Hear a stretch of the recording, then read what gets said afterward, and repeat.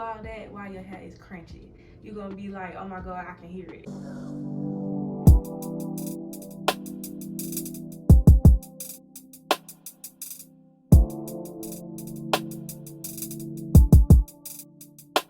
Hey y'all, welcome back to my channel. I haven't done a sit down video like this in a long time. If you are new here, my name is KK. Thank you so much for tuning into this video, and hopefully this video will make you want to stay. If you aren't new here, then thank you so much for returning back. As always, I appreciate y'all so much for watching my content, watching my videos. As you can tell by the title, this is going to be a starter lock tips video. I am currently 1 year and 4 months into my lock journey, so I'll just go ahead and get right into the video. So I do have some notes written down so that I can stay on topic, because I be rambling and I don't want to be rambling, so we're gonna follow this little list. So the first lock tip that I have for y'all is no expectations. When you go into your lock journey, I know that a lot of people have certain expectations on what they want their locks to be like and what they want them to look like, but really, you really never know until you do it. Like, it all depends on your hair texture, your hair density, like how thick your hair is naturally and things like that. So it's like, you don't want to compare your locks to someone that you look up to that has locks, because y'all hair may not be the same, if that makes sense. Like, this one person may have certain locks this way because her hair is uniquely hers, and your locks, based on whatever kind of hair you have, just may not look exactly like that. Like, it may just be different, you feel me? So you can't really go into it expecting it to be a certain way. You will never know what your locks are going to be like until you get them done, and especially like from the starter phase. So like, your starter locks aren't going to be what they're going to look like once they mature. So it's pretty much just best to have an open mind and just know that however they turn out is because they're unique to you. Another tip I wanted to give is regarding your lock count. So a lot of people ask me how many locks I have. I have 141 locks. I pretty much wanted locks that were small but not too small and not too big, so they're pretty much medium, if that makes sense. So I have like a lot of them. Yeah, so if you have less locks, then your actual lock strand is going to be bigger than mine, but you know, like, you're going to have less locks versus your whole head is covered in many locks. When I got my locks, I did hear that, like, or realize from observation, that the more locks you have, it's kind of easier for you to do different styles, certain different styles, versus if you had less locks. I know a lot of people argue that, like, who have less locks, they say that, oh, I can style my hair, which is true. You can definitely style your hair a lot of ways, period, when you have locks. But I think that having a lot of locks gives you more space to do certain kind of styles. Just like, you know, smaller braids across the front or straight back. And if you don't care about that, then, you know, whatever. It's just, you know, it's just more opportunity to do many different things because you have a lot to play with, if that makes sense. Another tip is to prepare yourself for the awkward stages. When you have starter locks, it's like you got little straws. I don't know if y'all remember that style. When you have like straws, that's what it looked like.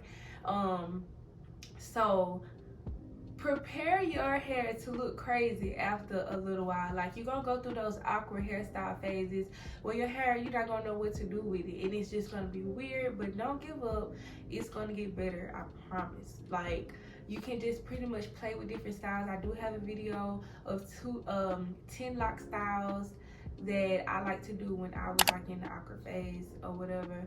And you know, it's just pretty much whatever you like. A lot of people, some people wear turbans, some people wear their hair half up, half down, some people still wear wigs on top of theirs. I didn't personally, but just be prepared for those days where you like, but I don't know what to do with this awkward length.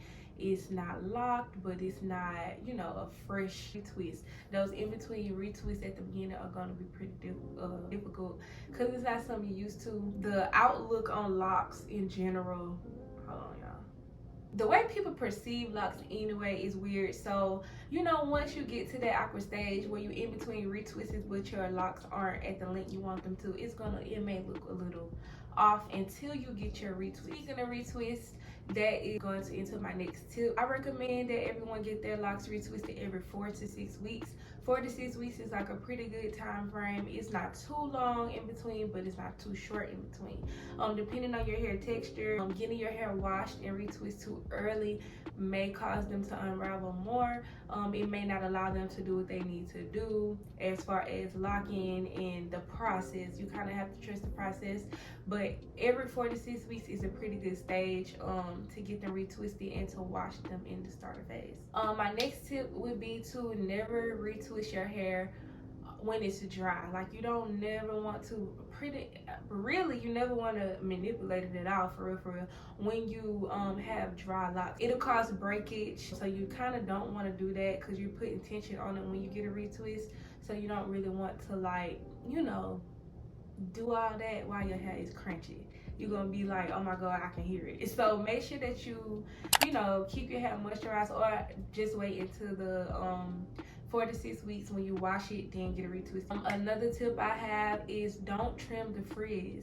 A lot of people ask, how can I control the frizz? How can I minimize the frizz? You can't. My hair is very much still frizzy, and yeah, it's been well over a year, but that is a part of the process. That is actually how your hair starts locking over time. The more that it grows, the more that you wash it, the more that you get a retwist, the more that it actually is just being locks. It's going to mat together, and that is actually helping it form the most healthiest way. So do not cut your hair, y'all. Do not trim it, okay? My next tip would be to moisturize your locks as often as you feel needed. I would say every day, but I have experience with people who do not moisturize their locks every day and their hair is healthy. My fiance, actually, it's like he ain't gotta do nothing to his hair at all, and it's just shiny, growing, glowing, everything. And he just you know, dudes, they ain't gotta do too much to their hair. Like, they ain't gotta do much to nothing. It seems like, you know, us girls have to do the most because we be trying so hard. But I swear, y'all, he don't do nothing to his hair, and it's just beautiful, But if you know you have dry, prone scalp and dry hair, then I would recommend you to moisturize your locks as needed, and that leads into finding products that work for you. I have had experience trying to go off of somebody else's lock experience and use their moisturizing method, and it ended up not working for me. So I would just suggest that you try different things, try different products, and figure out what works for you, because everybody's hair literally is different. I know that's kind of something that people learn in the natural stage, when you're just have natural loose hair, or froze or whatever, that everybody's moisture regimen, everybody's product list is not the same. So I would keep that in mind as well. Yeah, that was my next, I kind of skipped ahead. That was my next tip. Products that work for somebody else may not work for you.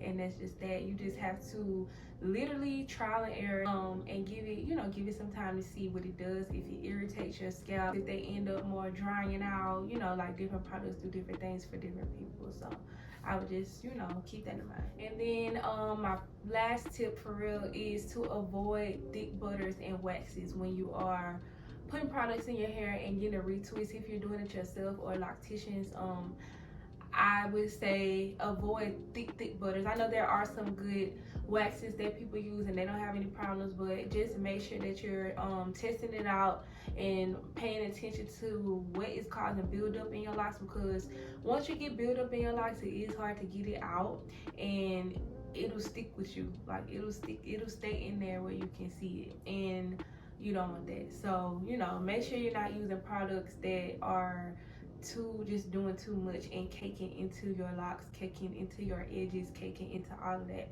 You want to make sure that you're able to wash out product on your wash days, on your retwist days, and that your locks are looking clean and fresh.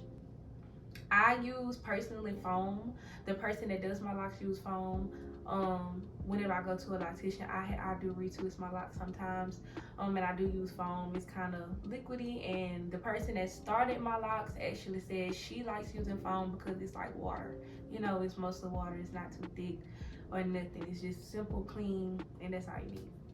And for my bonus tip, I would just say be confident, y'all. Be confident. Like, it's so many girls that come to me, write me on Instagram, and they like, oh my god, I want to start locks, but I can't go through that short phase. I can't go through that awkward stage. I can't do this. I can't do that. I can't.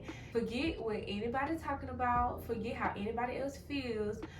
If you can see the vision for yourself when it comes to your life, you know how they gonna turn out in a few years. It takes patience, y'all. It takes patience and a lot of self-love and a lot of self-care, a lot of pep talks to yourself, looking in the mirror. And it helps you, actually, it helps you realize how much you don't need the extraness, if that makes sense, like the weave, the long braids, the long hair. It helps you realize that you don't need that to be fine as fuck, because you fine as fuck, period. You know, just don't even need that to validate you. So just be confident. If this is something that you want to do, just be confident. You know, walk around on it and know that this is your process, this is your journey, no matter what nobody else is talking about. And that's it. I feel like my lips getting dry, so y'all already know lip gloss from Mila or More Cosmetics. But yeah, like, be confident, y'all. Just be confident. You already know that you're pretty. You already know that you're a bad bitch, whatever. I hate saying that, but you already know that you are top tier. So don't forget that just because you have locks. And locks does not make you less than nobody. And locks are professional, and whatever anybody else has to say, you already know that. You know what I'm saying? So just be confident. Be confident and do it. If that's what you want to do, do it. And that's pretty much it, y'all. Those are my lock tips for starter locks, the coil method, because that's the method that I had. I want to thank y'all so much for watching this video. I hope it was helpful. I hope that it helps you at the beginning stages of your journey. And if you would like to see more videos like this, then don't forget to like, comment, and subscribe. And I will see y'all in my next video. Bye.